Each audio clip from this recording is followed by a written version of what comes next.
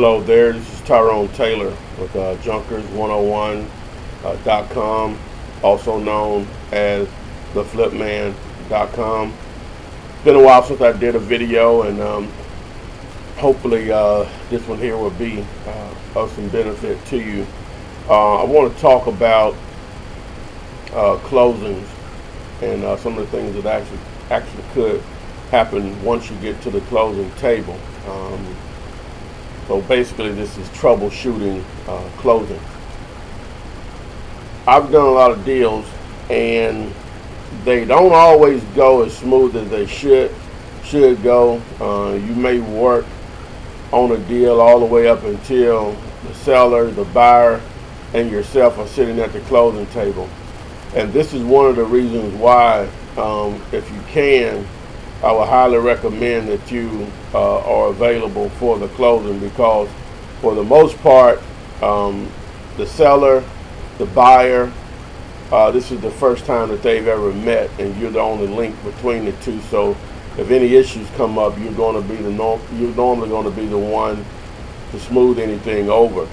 But before I get into the meat of this, definitely, I have the 4 options on my course: the online version, the by phone version, where I would actually train you over the phone. All of it comes with the mentoring. You can come to Birmingham, sit with me, and also get out there in the market, and I'll show you what I do every day. I'll train you, and then we'll get out there in the field, and then obviously the 3-day in your city. All of those options are still available. If you're interested, definitely give me a call. Find me on Facebook. It's basically Facebook / the Flipman. It's facebook.com / the Flipman. I think the T, the F, and the M are capitalized in that. Also, you can find me on at twitter.com / the Flipman. The T, the F, and the M are capitalized on that also. But on with the tip. One is, I'll just give you some experiences that I've had at closing. One particular deal, and I'm going to always blame it on myself if things are not going smoothly, because it should never even reach the closing table, dealing with your attorney or title company, whoever's going to close the deal for you. But it's up to you to make sure that you have total control of your deal, and anything that goes wrong is really your fault, because you're supposed to have all those ducks in a row as far as any title issues that would come up, how the funds are going to be dispersed, and so on. Just to give you a couple examples, one deal that I had, we got to the closing table. Basically, we had trouble getting a payoff from one of the liens on the property, and so the seller, we got to the closing table. As a matter of fact, his car broke down about 2 miles, well, not even that far, about a mile away from where we were going to close the deal. So he called, and we had to go pick the guy up at his car. Okay, I was going to make sure he got there. I was going to make a nice amount of money on this particular deal. And actually, one of my friends was partnered on this deal. He used we found this deal via his bandit signs. And so this is going to be his first deal. I think we were going to make a total of $7,000, so about $3,500 a piece.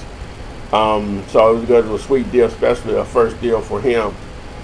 So we went and picked the guy up, and one of the title agents said, "Turn, let me see you for a minute."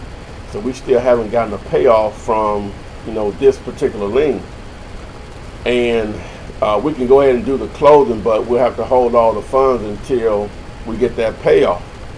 So we went back in, and the title agent explained that to the seller, and guess what he did? He started cursing, said we should have had everything in place, and that he didn't want to sell the house anymore. And he got up and walked out. Started walking back to his car. To date, that's been about 2 or 3 years ago, still haven't closed that house. Now, what I think actually happened is that the lien that was on the house, I think it was like a more or less a loan that was on the property, that he got like some type of just private loan from an individual.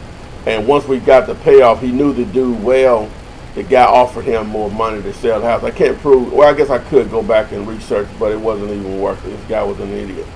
But he literally walked away from the closing table. Something more recent that happened is that we were closing this deal, and whenever you pull a title, you check for sewer liens and water liens, any type of utilities that may be attached to the property.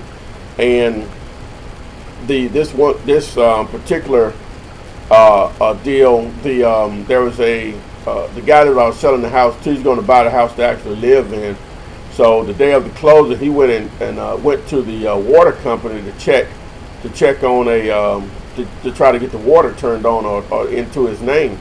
And so they told him it had an outstanding bill at that property for $197.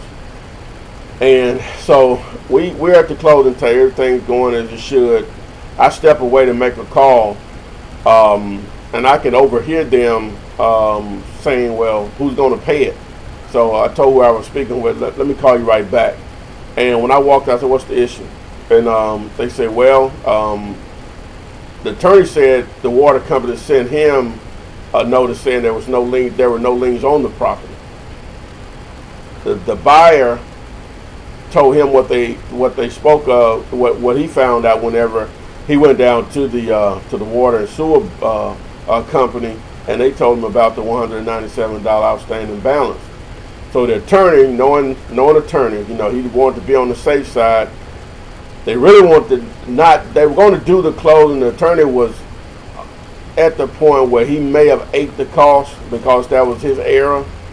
And I just made it simple, man, because the way I look at it is that if I'm not going to allow myself to let a deal fall down for $200, I just told him, take it out of my money. And so if you don't owe anything, then I'll get my $197 or whatever the difference is, and we'll go on from there. So we went ahead and closed the deal. But it ended up they only owed like $113 or something like that, and I ended up getting, I think, $83 back or so. So the point of all of this is that the closings are not always going to go smoothly, and it's up to you to make sure that they do, because as I said, normally you're going to be the only link between the seller and the buyer. And so any questions or issues come up, you're going to be the one to smooth those over. This is Tyrone Taylor with Junkers101.com, also known as theflipman.com. Take advantage of my 4 options of my course, with the course itself and the mentor. And the true bonus, as you know, is being able to speak to me. I'm going to actually walk you through deals. Find me on Facebook, The Flip Man. Find me on Twitter, The Flip Man. Thanks and have a great day. You can also call me 205-492-3425 or text me. Have a great day and thanks.